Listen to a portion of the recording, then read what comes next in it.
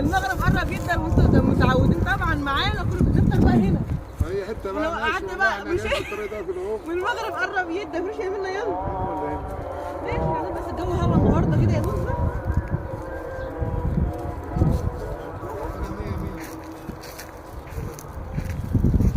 قرب يا دوب كده معانا.